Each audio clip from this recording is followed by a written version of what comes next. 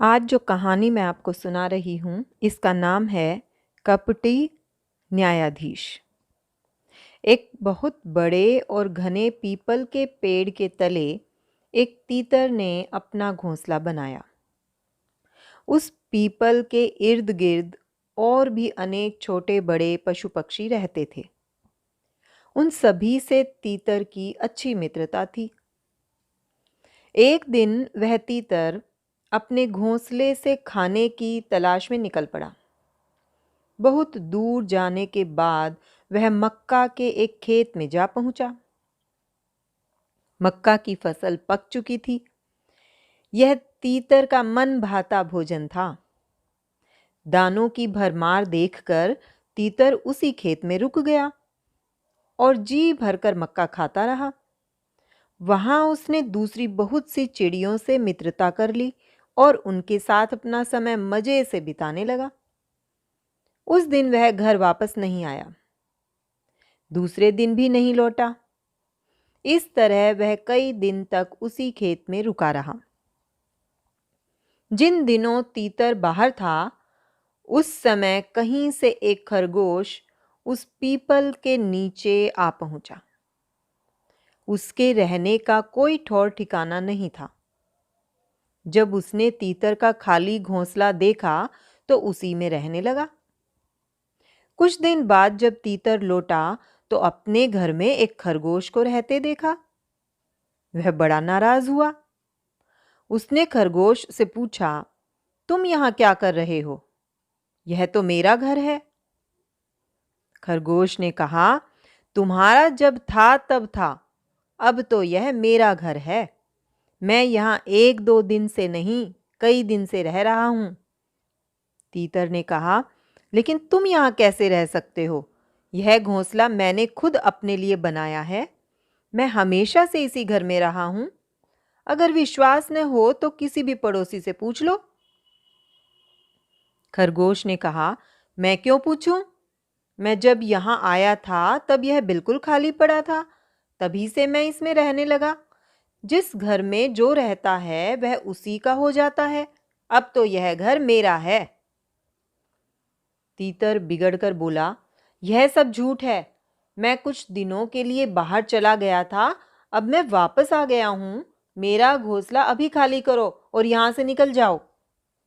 खरगोश ने कहा, यह तो नहीं हो सकता। यह मेरा मकान है और मैं इसी में रहूंगा। इस तरह तीतर और खरगोश लड़ने लगे। उनकी तू मैं सुनकर अन्य कई पशु पक्षी जमा हो गए। उन्होंने तीतर की बात सुनी और खरगोश की भी, मगर कोई भी यह तय नहीं कर सका कि घर किसका होना चाहिए। तब उन्होंने सुझाया कि यह मामला कानून से तय होना चाहिए। इस पर तीतर और खरगोश ने अपना मामला किसी न्यायाधीश के सामने रखने का निश्चय किया। मगर ऐसे झगड़े तय करने के लिए किसी योग्य न्यायाधीश की जरूरत थी, जो आसानी से मिलना कठिन था। इस खोज में वे दोनों घंटों तक इधर उधर भटकते रहे। अंत में वे गंगा तट पर पहुंचे।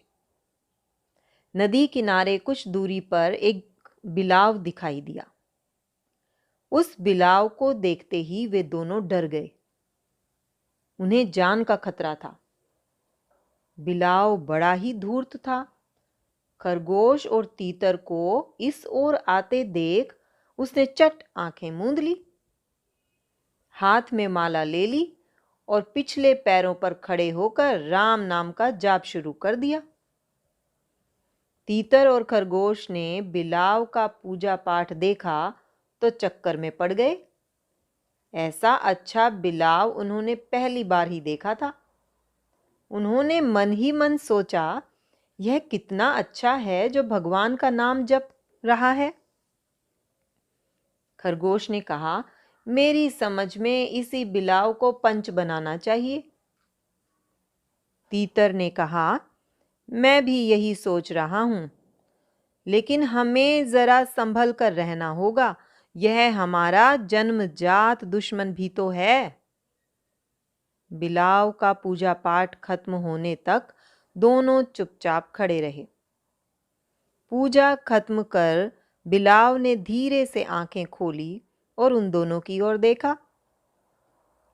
तीतर ने बिलाव से कहा, श्रीमान जी, मेरे और इस खरगोश के बीच एक छोटा सा झगड़ा उठ खड़ा हुआ है, मगर मामला कानूनी है। आप कृपा कर इस झगड़े का निपटारा कर दीजिए। हम में से जो भी गलती पर होगा उसे आप सजा दे सकते हैं। बिलाव ने कहा, राम राम, कैसी बातें करते हो भाई, भगवान का नाम लो, ऐसी बातें न बोलो। मैं तो दूसरों का दुख देख भी नहीं सकता हूं और तुम कहते हो हम में से एक को सजा दे देना। हरे कृष्ण हरे राम। जो दूसरों को दुख देता है वह भगवान के कोप का भाजन बनता है। जाने दो इन बातों को, अपने झगड़े का किस्सा कह डालो, मैं बता दूंगा कि गलती किसकी है। तीतर ने कहा, किस्सा यूं है कि मैं कुछ दिन बाहर रहने के बाद जब घर लौटा तो देखता क्या हूं कि इस खरगोश ने मेरे घोंसले पर कब्जा कर लिया है। खरगोश ने चिल्लाकर कहा, तुम्हारा घर कैसा, वह घर तो मेरा है।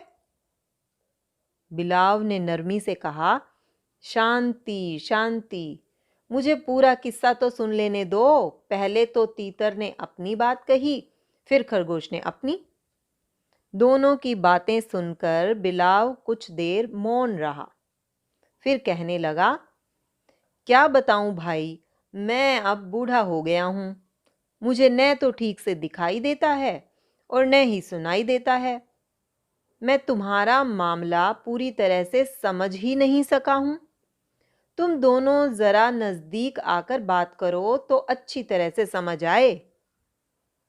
अब तक खरगोश और तीतर दोनों ही बिलाव का डर भूल गए थे। उन्हें बिलाव पर पूरा पूरा विश्वास हो गया था। वे दोनों नजदीक खिसक आए। तभी बिलाव उन पर तेजी से झपटा और एक ही झपट्टे में दोनों का काम तमाम कर दिया। बिलाव चटपट खरगोश और तीतर को चट कर गया।